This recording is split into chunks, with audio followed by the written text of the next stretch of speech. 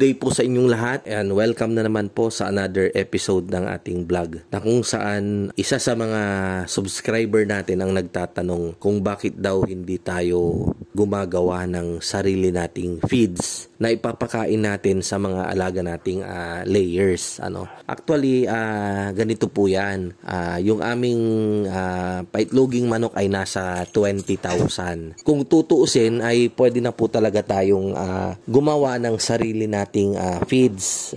Kasi medyo marami-rami na rin yung ating ipinapakain. Yung 20,000 po ay kumakain na po sila ng 44 na sako daily. Daily po yan. Kaya lang sa kadahilanan na hindi tayo gumagawa ng feeds ay unang-una masyado pong malaki yung puhunan, yung kapital para lang makagawa tayo ng feeds. Kung mapapansin nyo kasi yung main ingredients ng feeds natin ay 55% yung mais, and then parang 40% or 35% yung soya. Hindi po ako familiar doon sa eksaktong ratio, pero parang ganun po yung mais, 50 to 55%, 30 to 35% naman yung soya, and then yung mga iba, yung mga premix na, meron pang nilalagay diyan yung mantika, iba-iba pang ingredients, meron din yung yung D3, mga ganyan. So, pero ang pinaka main na ingredients niyan ay mais at soya. At alam nyo naman po na yung soya ay imported.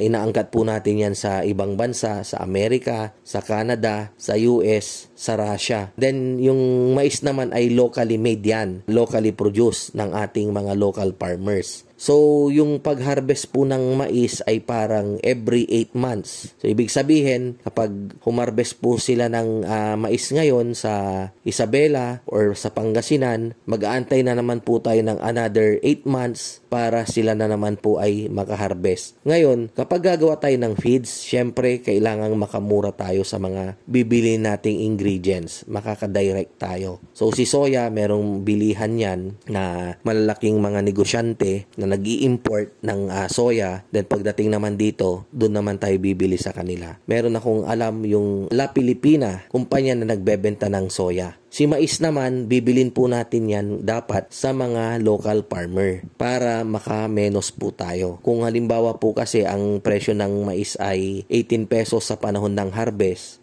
after ng harvest, wala na po tayong mabibiling mais kay local farmer. Kasi nga, ang sistema natin dito, pag humarvest si farmer, ibebenta niya kaagad yan para makabayad din sila dun sa mga inutang nilang mga inputs, mga buto, fertilizer, etc. So, hindi po yan nag-i-stock ng mais sa kanilang bodega. So, binebenta po nila yan sa mga corn trader, mga wholesaler. Binibili ni trader sa farmer, binobodega ni trader. Kapag hindi na panahon ng mais, ibebenta nila yan, syempre may patong na. Kung nabili nila ng 18 pesos yan kay farmer, baka malamang ibenta na nila ng 23 pesos, 22 pesos. Ganyan po, may patong na po sila. So, hindi po advisable na bumili kay corn trader. Kasi nga po, ano po yung use? Kaya nga po tayo gagawa ng sarili nating feeds para makamenos.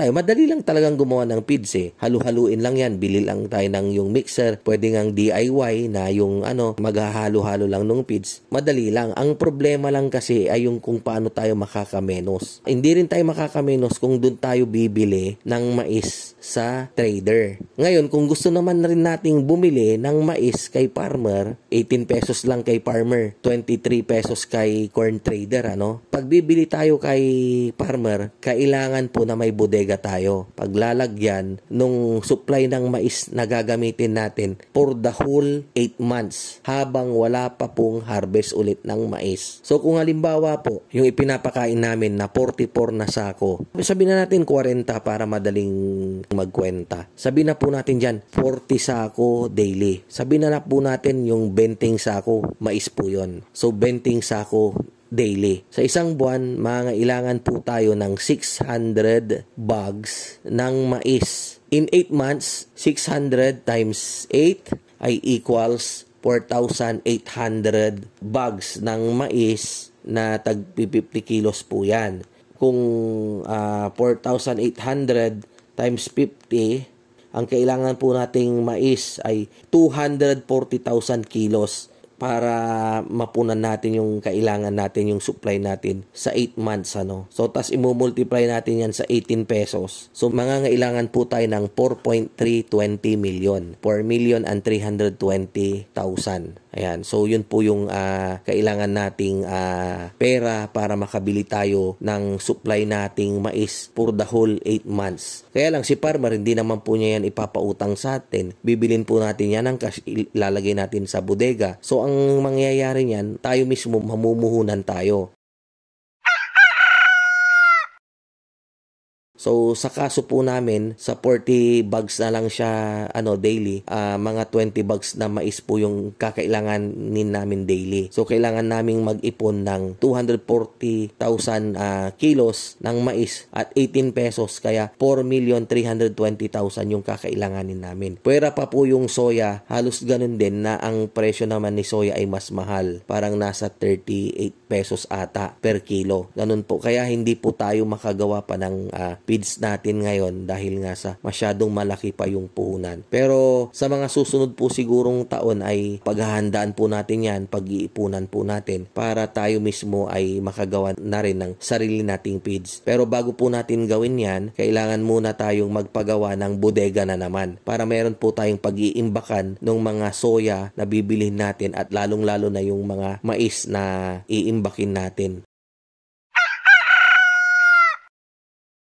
Ayan. So, sana po nabigyan ko po kayo ng kaliwanagan regarding dun sa katanungan na bakit nga ba hindi tayo gumagawa ng feeds. Of course, gustong-gusto po natin dahil makakasave po tayo siguro mga 100 pesos. Although, yung may mga tinatanong naman akong mga malalaking farm na kakilala, hindi po nila nire-reveal yung totoo kung magkano yung kanilang nasisave kapag sila yung gumagawa ng kanilang feeds. Compared sa commercial feeds na pinapakain natin hindi po nila sinasabi. Ang sinasabi nila palagi, malit lang yung kanilang namimenos. Gusto lang daw nilang mapanatili na yung kanilang feeds ay talagang sariwa, hindi siya adulterated so ganun po yon. Hindi ko naman kayo mabigyan ng ng tamang figure or amount sa ngayon. Dun muna tayo hayaan nyo pag-aaralan nating mabuti yan. So sana nabigyan ko po kayo ng magandang paliwanag regarding po sa katanungan. Ayan. Kita-kita po ulit tayo sa mga susunod kong vlog. Maraming salamat po sa palagi ninyong panonood. Mabuhay po tayong lahat and God bless.